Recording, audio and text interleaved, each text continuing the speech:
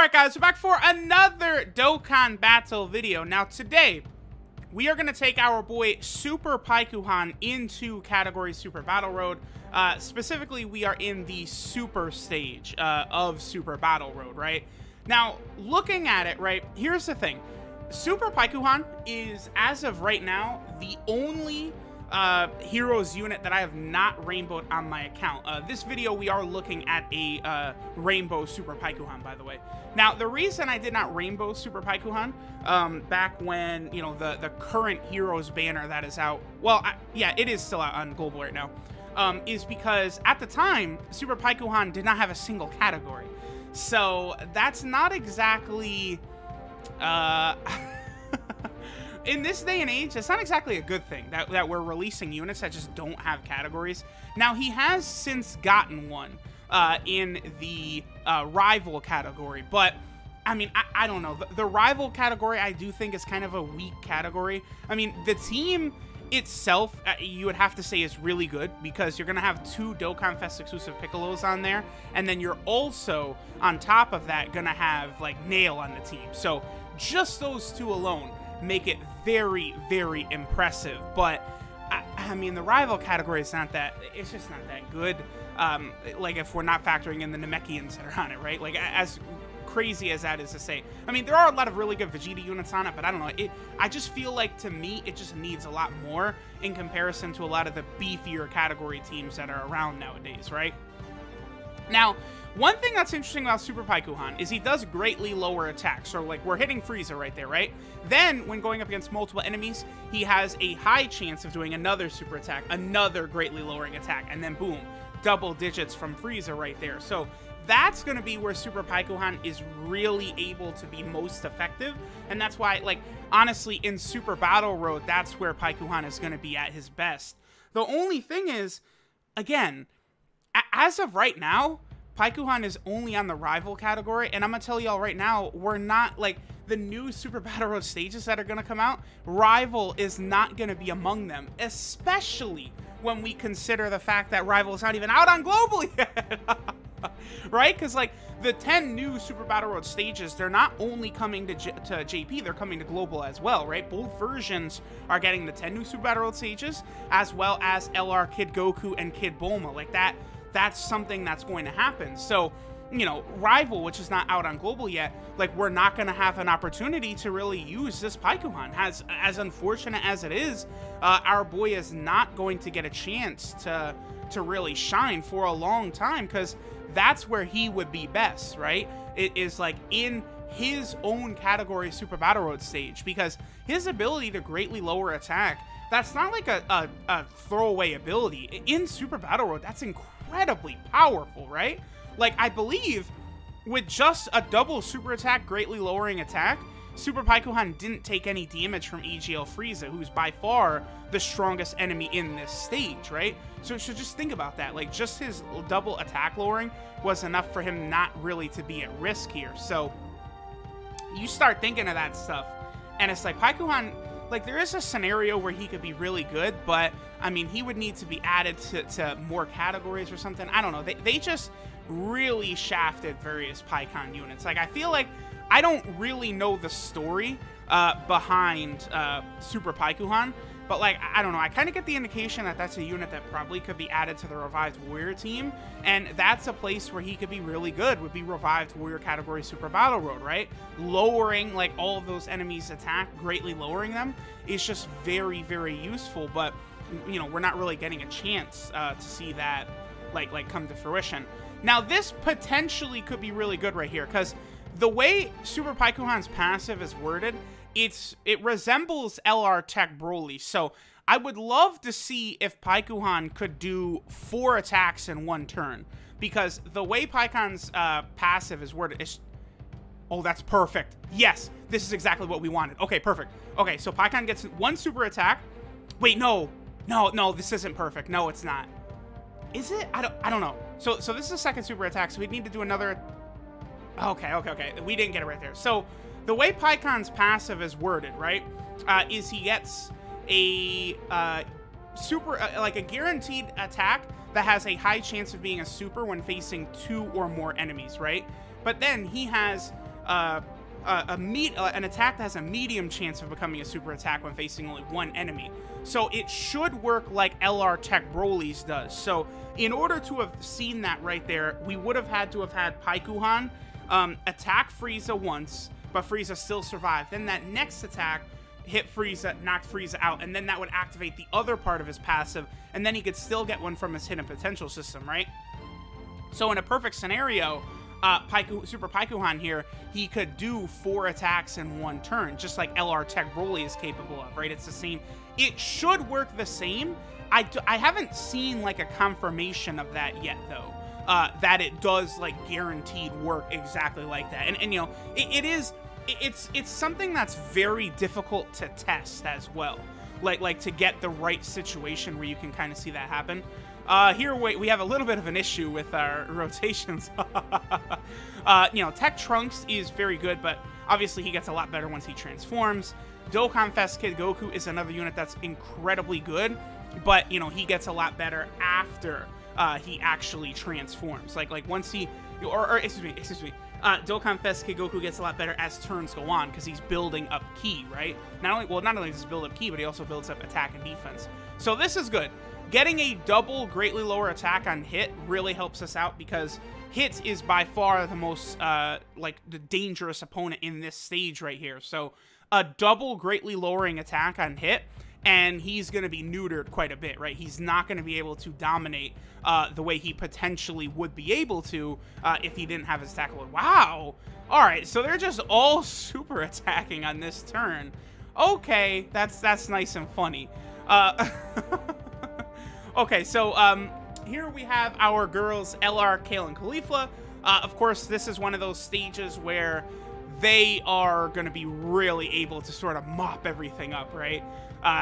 You know, they're able to get both of their additional super attacks because there is a Pure Saiyan enemy as well as a Universal Survival Arc enemy. So this is one of the stages where Kale and Caulifla are just pure dominance incarnate. Ooh, okay, it would have been really nice if they would have finished Megetta off with that. So they'll have at least one more super attack coming, and potentially they could have even a further more. Like, usually they will get that potential system attack, but it's just a matter of if it's a super or not, right? So very likely they're still going to have one more attack coming, which really, you know, that puts a huge dent in the enemy rotation right there. And they do get it, and it is indeed a super attack. So that's the best type of rotation you can get from Kale and Caulifla right there. 4 super attacks as well as an additional attack. And of course, the 4 super attacks turn their defense all the way up. So now, even without items active, they don't take damage. So that makes Kale and Caulifla very, very devastating. That's why I think the Tournament of Power stage for Super Battle Road is going to be a joke. I mean, global players aren't going to need Kale and Caulifla for that stage. I mean, UI Goku, Evolution Blue Vegeta. Hit is going to be a huge risk and reward character, right? If you bring Hit into the stage and, like, you know, you have him on rotation with Jiren and Jiren gets his stun off and then Hit is busting out, like, guaranteed crits, insane amounts of damage, he potentially could keep them stunned for even another turn, right? There's, like, a lot of different variables there, like, you know, UI Goku with his dodges. So I don't think global not having Kale and Caulifla or Tech Caulifla is really going to make a difference. I think pretty much, like, if you've got a lot of those top tier characters, you know, Android 17, LR Goku and Frieza, any of the before mentioned characters, I think the stage is probably going to be very easy. I mean, they're probably, they already did say in the live stream that the stages were going to be insanely difficult. So, like, you know, obviously we're expecting that, right? Like, super, super, super difficult stages. But, like, even if, like, all the enemies hit as hard as, like, in UI Goku from, like, the Legendary Goku event, I still think the Universal Survival Arc team is, like, one of the teams that is most suited for a Super Battle Road, like, a stage, right? Pure Saiyan, another one of the stages listed. That's there's just too many good Pure Saiyans. Like, that stage I don't think is going to be too hard. A lot of people are very fearful right now of the Giant stage, but, like, back in the day, like, when the new Super Battle Road stages were coming, so, you know, back then we're talking about these 10, right? So, like, all, like, when they first did the category stages, we knew that Peppy Gals was going to be a stage, and everyone was concerned about Peppy Gals only to hop in the stage and find out that it's like the easiest stage by far in any Super Battle Road. Like, and I think we're probably going to see the same thing happen with the Giant Stage. And I don't think the Giant Stage is going to be that difficult. You do have some big-time heavy hitters on the category. You know, AGL Tapion is great for Super Battle Road play with his 50% damage reduction and Giant Transformation. AGL Metal Cooler, of course, is fantastic. And then LR Super Baby 2, by far the strongest unit on the category. But, like, so many of them are AGL, and, like, there's such a monstrous drop-off then from, like, those three to before. Like, you know, you also have, like, Great Ape Tora, but guess what? Great Ape Tora is also AGL. He heals, he's a good support type unit. You know, you're just overflowing with AGL units at that point. So I don't really think the Giant category will be anything too difficult, but, you know, they potentially could do something like give the Bardock Great Ape crew like an easy A or something like that, or release like another Great Ape unit like a Great Ape King Vegeta. I do think a Dokkan Fest exclusive Great Ape Vegeta is something that they should do at some point in the future. Like one from the Saiyan Saga, like a Saiyan Saga Dokkan Fest exclusive. I mean, really, you know, let's be real here. I feel like they started this sort of like progressing through the sagas for Dokkan. They started that back in the Namek Saga, but, you know, they could have given us like a dual Dokkan Fest, Kaioken Goku and, you know, Great Ape Vegeta, and then there could have been like a new banner Nappa and a new banner Raditz. They could have given us like another banner character from the Saiyan Saga. I don't know who, maybe a Piccolo or something. Well, we don't need a Piccolo from the Saiyan Saga, but you guys don't know. Maybe a Kid Gohan. Actually, I think a Great Ape Kid Gohan would be perfect. Yeah, because we don't have a Great Ape Kid Gohan right now. Wait, did we just... That was the rotation for PAIKUHAN, wasn't it, right there? And I think he did just do 3 attacks, didn't he? Well, I was too busy talking about Great Ape Kid Gohan. I'm pretty sure we just saw PAIKUHAN do the 3 attacks, because that was the turn that we're looking for right there, where, you know, he's able to get that last extra attack once it falls to, you know, one enemy left on the field. So, you know, PAIKUHAN does definitely have some strong powers in him. And then we've got the Dokkan attack going into the final stage here against Rose and Zamasu. Although, you know, I've seen that this Rose does have, like, I think he has, like 9 million or 10 million AHP. Somewhere in that range is what I think Rose has. Because I remember I once got a crit on him on a Dokkan attack with LR Goku and Frieza, and it was a 6 million damage crit. And Rose still pretty much had a third of his health left, I think. So I think he's got around 10 million HP. So, you know, typically these fights with him, they do last quite a while, right? And then, you know, this first turn, one more thing about Kale and Khalifa too. That first turn, they are definitely a lot weaker than they become as the turns go on, right? Because they build up dodge chance with attacks, and they also build up defense with their super attacks. So generally, if Kale and Khalifa, if they're going to take big time damage, it's going to be in the first turn. And then usually after like 2 super attacks, I've found that Kale and Khalifa don't really take a lot of damage anymore. That's pretty much sort of the cutoff point for them, right? Is 2 attacks, and then, you know, at that point, it's game time. They do really, really big damage. All right, so, I mean, we've seen a lot from PAIKUHAN in this video. I mean, he's useful, but he's just a victim of being insanely limited. And, like, I don't really know what, like, a lot of categories he could potentially be added to. I mean, they could definitely give us an Angel category in the future. You know, there's so many Angel characters, and, like, that would overlap with, like, all the Angel Gokus who are on Revived Warriors, but then they also would fit on the Angel category, right? Super Gogeta from Dragon Ball Z would be on the Angel category. So, you know, you have Angel Golden Frieza, very, very powerful unit. So, I do think an Angel category is a really good idea for the future. And I do think it is definitely, like, it's for sure a sustainable, really, really, really strong, category that would work. Especially, like, again, all they have to do, like, there's an idea I've been talking about recently. You get an Angel Goku, but Angel based from Goku, that immediately transforms into Super Saiyan 3 Goku, like, from his fight against Majin Buu, and, like, bam, that's another top tier, like, unit that you can add right to that category. Now, this is a good rotation, too. 17 and PAIKUHAN. We got a bit unlucky that our health basically healed from the Dokkan attack above 77%, right? So because of that, basically 17 doesn't have his damage reduction active. However, with Super PAIKUHAN and 17, we're able to lower their attack so much. Like, I gotta imagine after these 4 attacks that Rose is gonna eat. Yep, and it was a super attack. Very good. We've been getting really lucky with PAIKUHAN's super attacks. But after those 4 supers, yep, he's doing double-digit damage there. Like we're just not gonna really see any scary numbers from Rose for the next couple of turns. And I believe the attack lowering mechanics, I believe they last for 3 turns. So on this turn, Rose is going to hit like a feather, and then Rose is also going to hit like a feather the turn after this. And then like on that turn, we can sort of continue to get both like 17 and PAIKUHAN continuing to lower attack, right? So like they're just able to keep it going and going and going and going, and boom, like we're just completely good to go. So I don't know. We'll eventually see what PAIKUHAN could be added to. I mean, because, like, what else really is there for him? Like besides, like, an Angel category, like, I can't really think of a lot of teams that he would fit in. This is probably going to do double digits right here. Yep.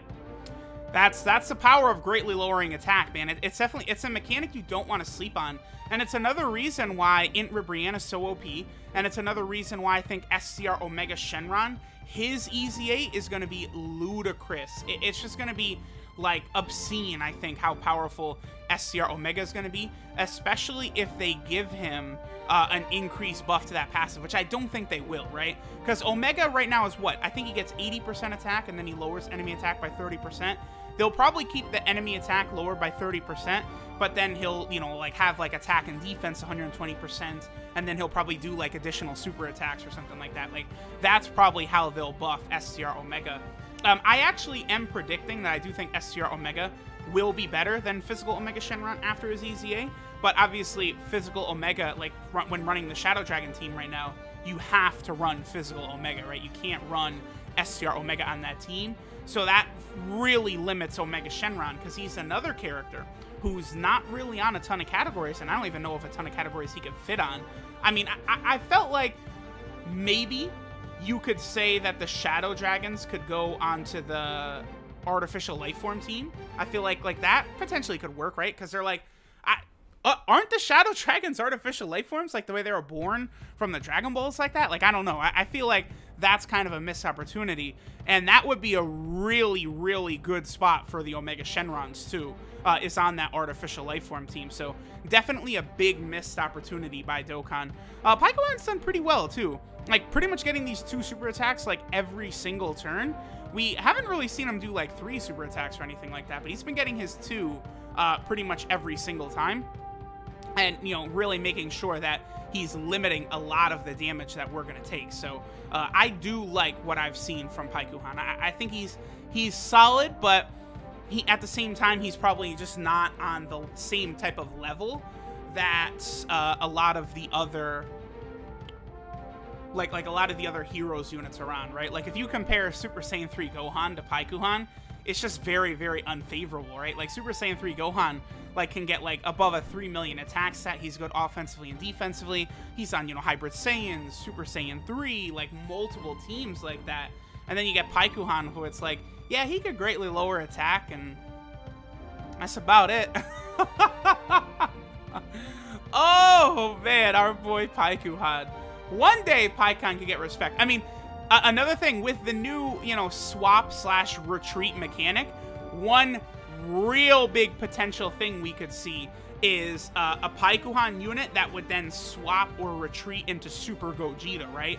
I think that is what we have to look forward to in the future, man. I am definitely looking forward to, because like that, to me, like, if you think about all the times in like Dragon Ball history where you would sort of like do that sort of swapping, I feel like that is probably one of the highest ones, right? Like, I mean, maybe some of the times where like Goku has shown up to save the day, I don't know, I guess maybe a Whis that would swap into Dragon Ball Super Gogeta from the Broly movie. Like there are a number of times that's happened. And that would be very good for a lot of teams because, you know, like, there is no Whis and Gogeta card in Dokkan right now, right? There is no, you know, PAIKUHAN and Gogeta card in Dokkan right now. So we're just allowing ourselves to use a lot more units like that on various teams. So that would be good. Let me know what you guys think of our boy Super PAIKUHAN. Here he was against Super Battle Road. Thanks for watching, and I'll catch y'all next time.